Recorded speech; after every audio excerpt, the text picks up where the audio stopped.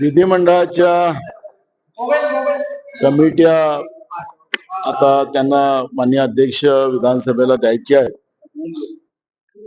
विरोधी पक्ष नेत्यांची पण नावाची त्या ठिकाणी चर्चा करून घ्यायची होती आणि त्याची बैठक एक कालच मुंबईमध्ये आमची महाविकास आघाडीची झाली आणि पवार साहेबांची तब्येती थोडीशी बरी नाही असं मला कळलेलं होतं।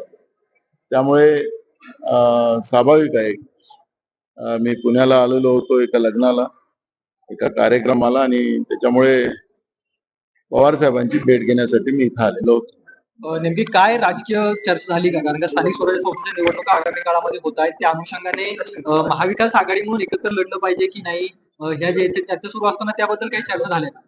सध्या माननीय कोर्टाचं जे तारीख पे तारीख चाललेली आहे, आज माननीय कोर्टामध्ये तारीख होती 22 तारीख आहे, ओबीसीच्या आरक्षणाच्या बाबतची तारीख। फडणवीस म्हणत होते विरोधी पक्षात असताना की मी 24 तासात आरक्षण आणू, पण आता 3 वर्ष झाले ते सत्तेत आहेत, पण अजूनपर्यंत ओबीसीच्या आरक्षणाचा मुद्दा क्लिअर झालेला नाही। आता पुन्हा तारीख पुढे गेलेली आहे, निवडणुका लागतील की नाही लागतील हा प्रश्न आमच्या सगळ्यांच्या समोर आहे। त्यामुळे आता त्याच्यावरची चर्चा हा काही भाग होऊ शकत नाही। ज्यावेळेस निवडणुका लागतील त्यावेळेस स्थानिक कार्यकर्त्यांना विचारून या सगळ्या निवडणुकीची एक व्यूहरचना आम्ही लोक महाविकास आघाडी म्हणून करू। उद्धव ठाकरेंनी पण भेट घेतली होती, उद्धव ठाकरेंनी पण मुंबईत भेट घेतली होती, आज तुम्ही भेटतायत। महाविकास आघाडीमध्ये सारं काही अलबेल आहे ना? जेव्हा आम्ही सगळे भेटतो आहे तर आलबेलच आहे, भेटत नसलो दुरावा असेल तर आलबेल नाही असं ओळखलं जातं। जसं आपण पाहतोय की आता महायुतीमध्ये मुख्यमंत्री आणि उपमुख्यमंत्री आजूबाजूला बसतात, एकामेकाच्या तोंडाकडे बघत नाही, असं चित्र बघतोय ना तुमच्या मीडियावर। आता तिथे आलबेल किती आहे हे तुम्हाला कळतंय। दाऊसला राज्यातले मुख्यमंत्री गेलेत आणि त्या ठिकाणी जागतिक पातळीवरचे उद्योग महाराष्ट्रामध्ये आणायचा प्रयत्न करण्यासाठी ते गेलेले आहेत, जनतेच्या पैशाने गेलेले आहेत, पण तिथं राहून सुद्धा त्यांना महाराष्ट्रामधल्या कुजबुजीवर लक्ष ठेवून राहावं लागतं। नाशिक आणि रायगडच्या 2 पालकमंत्र्यावर स्थगिती द्यावी लागते आणि राज्याचा उपमुख्यमंत्री एक आपल्या गावात एक कुठं आहे मला माहिती नाही। त्यामुळे काय परिस्थिती महाराष्ट्रातल्या सरकारमध्ये आहे, गेला 1 महिना उलटून गेला झालेला आहे सरकार बनून, खाते वाटप झालेलं नाही। खाते वाटप झालं तर मग आता पालकमंत्री नाही, पालकमंत्री झालं तर त्याच्यातही स्थगिती आलेली आहे। त्याच्यामध्ये सहपालकमंत्री एक नवीन पद पुन्हा या कुजबुजीमध्ये या माहितीला निर्माण करावं लागलेली आहे। मलाई कशी खाता येईल हेच या सरकारचं उद्देश आहे असं दिसतंय। जनतेची काळजी नाही असं असलेलं हे सरकार आज महाराष्ट्रामध्ये बसलेलं आहे। लोकांचं घेणं देणं नाही, बैमानीनं निवडून आलेली मानसिकतेची लोक आपल्याला या सरकारमध्ये पाहायला मिळते। 65% गुन्हेगार मंत्री या सरकारमध्ये आहेत आणि त्याचाच परिणाम की त्यांच्याच पक्षाचे आमदार, सत्ता पक्षातले आमदार त्यांच्या मंत्र्यांवर आरोप करताना आपल्याला पाहायला मिळते आहे। काल एक मंत्र्यांनी तर अजून चमत्कार केला की 4% कमिशन भ्रष्टाचार हे तर कॉमन आहे। म्हणजे सांगायचं तात्पर्य आहे की भ्रष्टाचारालाही शिक्कामोर्तब राज्यातलं सरकार आता करायला निघालेलं आहे आणि म्हणून त्या मंत्र्यांच्या वक्तव्यावर राज्याचे मुख्यमंत्री आता काय करतात याच्यावर आमचं लक्ष लागलेलं आहे। तुम्ही म्हणाले महायुतीमध्ये आलबेल नाहीये, दिसतंय ना, पक्षातले आमदार आता तिकडे लागेल अशा पद्धतीने चर्चा आहे। मी म्हणालो की बैमानीनं डाका टाकून मतावर हे लोक आलेले आहेत। जे लोकांची मानसिकताच ही आहे की दुसऱ्याचे आमदार विकत घेणं, दुसऱ्याची घरं फोडणं, या सरकारची मानसिकता तीच आहे। त्याला नाविन्य काय? ज्यावेळेस या घटना होतील त्यावेळेस आपण त्याचं उत्तर देऊ, पण आज महाराष्ट्र वाऱ्यावर सोडून मलाई आणि लूटपाट करणारे हे सरकार महाराष्ट्रात बसलेलं आहे। शेतकरी मोठ्या प्रमाणात आत्महत्या करतात, शेतकऱ्यांच्या पिकाच्या शेतीच्या मालाला भाव मिळाला नाही। अजूनपर्यंत सोयाबीनचे केंद्र स्वतःच मुख्यमंत्र्यांनी सांगितलं की 31 जानेवारीपर्यंत सोयाबीन खरेदी केंद्र आम्ही चालू ठेवू. ही केंद्र चालू नाहीये, बंद आहे. धान खरेदी केंद्र तशीच आहे. कापसाचे सुद्धा तोच हाल आहे. कांदा उत्पादक शेतकऱ्यांचा तोच हाल आहे. जे धान्य घेतलं त्याचा अजून पैसे साध्या शेतकऱ्याला मिळाले नाही. पीक विमा पद्धतीचा काय घोळ आहे तो आपण पाहतोय. बेरोजगारांचे प्रश्न महाराष्ट्रामध्ये मोठ्या प्रमाणात आहे. गरिबांचे प्रश्न मोठ्या प्रमाणात वाढलेले आहेत. महागाईचे प्रश्न वाढलेले आहेत. रेती माफियांचा सुळसुळाट महाराष्ट्रामध्ये चाललेला आहे. कायदा सुव्यवस्था राहिलेला नाही. ज्याप्रमाणे अक्षय शिंदेच्या प्रकरणामध्ये सुप्रीम कोर्टाने यांची कान उघडणी केलेली आहे त्याचे धागेदोरे तो जो इन्स्पेक्टर होता जो संजय शिंदे तिथपर्यंतच नाही तर डीजी ऑफिस पर्यंत आणि मंत्रालयापर्यंत याचे धागेदोरे आहेत. आणि याच्यातले मूळ कोण होते, अक्षय शिंदेवर फेक एन्काउंटर करणारे कोण लोक होती, कोणाच्या आदेशाने हे झाले, या सगळ्या प्रश्नाचं उत्तर महाराष्ट्राची जनता बघते आहे. अजून त्या लहान चिमुरड्या मुलींना अजूनपर्यंत न्याय मिळाला नाही, त्यांच्या कुटुंबाच्या लोकांना न्याय मिळाला नाही आणि सरकारचा सहभाग त्याच्यामध्ये डायरेक्ट आपल्याला पाहायला मिळते आहे. त्याच्यामुळे आमदार विकत घेणं, कोणाची घरं फोडणं याच्यापेक्षा तुम्ही सत्तेत आहात तर सत्तेमध्ये राज्याच्या जनतेला आम्ही काय नाही देऊ शकतो की फेक एन्काउंटर करून निर्दोष लोकांना जीवे मारण्याचं काम हे सरकार करत असेल.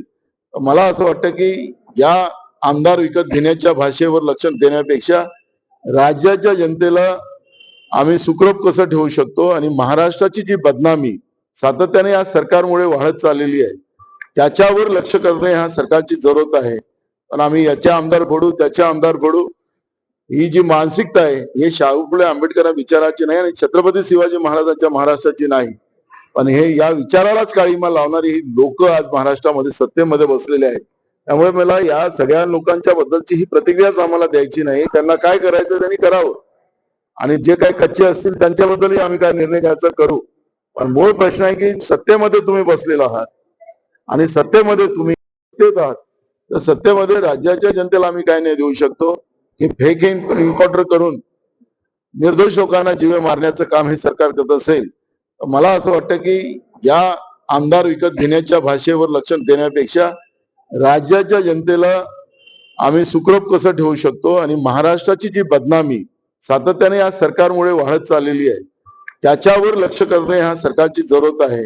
पण आम्ही याच्या आमदार फोडू त्याच्या आमदार फोडू ही जी मानसिकता आहे हे शाहू फुले आंबेडकर विचाराची नाही आणि छत्रपती शिवाजी महाराजांच्या महाराष्ट्राची नाही. पण हे या विचारालाच काळीमा लावणारी ही लोक आज महाराष्ट्रामध्ये सत्तेमध्ये बसलेले आहेत. त्यामुळे मला या सगळ्या लोकांच्या बद्दलची ही प्रतिक्रियाच आम्हाला द्यायची नाही. त्यांना काय करायचं त्यांनी करावं आणि जे काही कच्चे असतील त्यांच्याबद्दलही आम्ही काय निर्णय घ्यायचा करू. पण मूळ प्रश्न आहे की सत्तेमध्ये तुम्ही बसलेला आहात आणि सत्तेमध्ये तुम्ही या पद्धतीच्या भाषा तुम्ही मंत्रिपदावर बसून करत असाल तर हा महाराष्ट्र आहे, हा काही दुसरं राज्य नाही आहे. तुम्हाला लोकशाहीच्या माध्यमातून कसा धडा शिकवायचा हे महाराष्ट्राच्या जनतेला माहिती आहे. त्यामुळे हे विकत घेणं फोडणं या भाषा तुम्ही तुमच्याजवळ ठेवा, आम्हाला त्याची काही गरज नाही.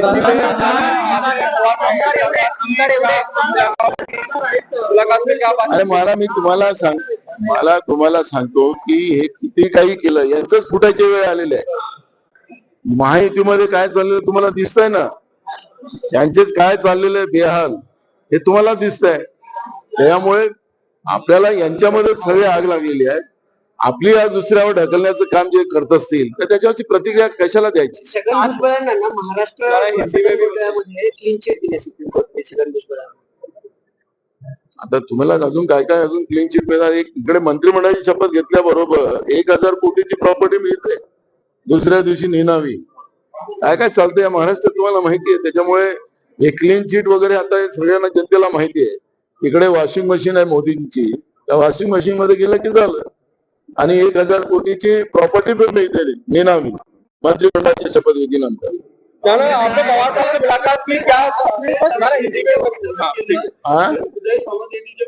अहो जाऊ देत त्यांचं काय करा. पहिले महाराष्ट्राची आव्हानं म्हणा, त्यांच्यावर कशाला प्रतिक्रिया द्यायची. हे फुटपाथ होणार आणि हे होणार त्याच्यावरती चर्चा करण्यापेक्षा तुम्ही मंत्रिपदावर बसलेला आहात, तुम्ही शपथ घेत असताना जे काही बोललात त्याचं तरी पालन करा. त्यांनी एक रुपयामध्ये जो पीक विमा होता त्याच्यामध्ये 5,000 कोटीपेक्षा जास्त घोटाळा झालेला आहे असं भाजपच्या आमदारांनी आरोप केलेला आहे. सुरेश देशमुख म्हणतात की तत्कालीन कृषी मंत्र्याच्या विरोधामध्ये मी मुख्यमंत्र्यांना पत्र लिहिणार आहे. तत्कालीन कृषी मंत्री हे धनंजय मुंडे होते. म्हणजे भाजपचाच आमदार तत्कालीन कृषी मंत्र्यावरती 5,000 कोटी रुपयांच्या भ्रष्टाचाराचा आरोप करतो. मी तुम्हाला सांगितलं की दागी मंत्रिमंडळ आहे. 65% मंत्री ज्यांच्यावर खुनाचे आरोप आहेत, भ्रष्टाचाराचे आरोप आहेत, वेगळे वेगळे आरोप या मंत्र्यांवर आहे. त्याच्यामुळे त्यांच्या पक्षाचा आमदारच, सत्ता पक्षाचा आमदारच या पद्धतीचे आरोप लावत असतील तर आता हे आरोप नाही ना, वस्तुस्थिती आहे. सरकार हे कशा पद्धतीचं महाराष्ट्रामध्ये तयार झालेलं आहे, हे महाराष्ट्र लुटायला आणि महाराष्ट्राच्या निर्दोष लोकांवर फेक एन्काउंटर करणारे सरकार आहे हे आता सिद्ध झालेलं आहे. कोर्टाने त्याच्यावर शिक्कामोर्तब केलेला आहे. त्यामुळे या सरकारच्या बद्दलच्या जेवढ्या काही आपण यांचे बाबाळे काढायला गेलं ते कमी पडेल. या सरकारला अजूनही संधी आहे की या महाराष्ट्राला पुढे नेण्यासाठी आणि शाहू फुले आंबेडकर विचाराला आणि छत्रपती शिवाजी महाराजांच्या विचाराला ताकद देण्यासाठी या सरकारचं काम आहे. पण हे सरकार ते करू शकत नाही. महाराष्ट्राला काळीमा लावणं, कलंकित करणं, महाराष्ट्राची बदनामी करणं, जंगलराज महाराष्ट्राचं करणं हेच या सरकारचं कर्तव्य आहे आणि ते लोक करतात. प्रतिसापेक्षपदी दुसरा चेहरा येणार अशा प्रकारच्या चर्चा ज्या आहेत त्या सुरू होत्या. आपण राजीनामा द्यायला तयार आहात अशा प्रकारे देखील सांगितलं होतं. परंतु आता नवीन परिषदेचे पद घेण्यास कोण तयार नाही अशा प्रकारची चर्चा सुरू आहे. काय किती सत्य आहे? मला एक कळत नाही. सध्या माध्यमामध्ये अशा हवेवरच्या चर्चा जेव्हा होतात त्यावेळेस आम्हाला पक्षाच्या लोकांना असं वाटतं की कुठून हवेतून गोष्टी मारतात. आमच्या पक्षामध्ये एक लंबी लाईन आहे. आम्ही आता पक्षामध्ये आमच्या हायकमांडनी सांगितले की एक मोठे फेरबदल राज्य आणि केंद्र पातळीवर करण्याचा निर्णय केलेला आहे. मला 4 वर्ष झालेली आहेत आणि मला 4 वर्ष पूर्ण झाल्यामुळे आमच्या संघटनेचं धोरण आहे की त्याच्या जागी दुसरं बदल केला पाहिजे आणि मी सुद्धा त्या पद्धतीचं विलिंग दिलेलं आहे. त्यामुळे एक मोठं बदल आपल्याला येणाऱ्या काळामध्ये पाहायला मिळेल. आता संघटनात्मक निर्णय घेण्याचे अधिकार हायकमांडचे आहेत, ते तातडीने घेत.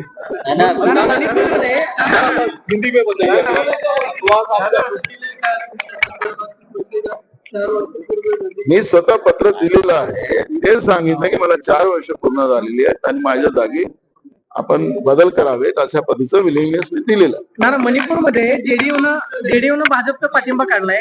मात्र जेडीयूच्या 5 आमदारांनी याआधीच भाजपला समर्थन दिलंय. जेडीयूचं 5 आमदार समर्थन काढतात मणिपूरमध्ये केंद्र स्तरावरती काय आलबेल नाही. नितीश कुमार आणि मोदींमध्ये त्याचं एक चित्र म्हणायचं का? कारण नितीश कुमारांचे आमदार आता भाजप करताना दिसतंय. 5 आमदारांनी मणिपूरमध्ये भाजपला समर्थन दिलंय आणि पक्षाने ठरवलंय की मणिपूर मधला भाजपचा पाठिंबा. दिल्लीचं सरकार अस्थिर आहे, त्याचं दर्शन आपल्याला होतेच आहे. नितीश कुमार दिल्लीमध्ये येऊन त्यांनी काही भूमिका पण आपल्या मांडल्यात आणि नितीश कुमारांनी ज्याप्रमाणे त्यांचं बिहारचा राज्यपाल बदलल्यानंतर त्यांनी घेतलेली भूमिका, त्यामुळे केंद्रातला जो टेकू आहे तो टेकू कुठेतरी कमजोर होते आहे आणि केंद्रातलं सरकार अस्थिर होत आहे असं चित्र आपल्याला पाहायला मिळते. शिवानी वडेट्टीवार यांनी आंदोलनात सहभाग घेतला नाही, त्यांना पदावर झालं 2 दिवस झाले. कुठलं सरकार निर्णय घेत नाही, वेगवेगळे फोटो येतात, एवढी मोठी मारहाण. बघा, आम्ही काल महायुती म्हणून महाविकास आघाडी म्हणून काल आम्ही भूमिका सार्वजनिक प्रमाणे मांडलेली आहे. सरकारला जनाची नसेल तर मनाची तरी लाज सरकारने ठेवावी आणि तातडीनं जे दागी मंत्री आहेत त्यांचे राजीनामे घ्यावे, ही भूमिका आमची आहे.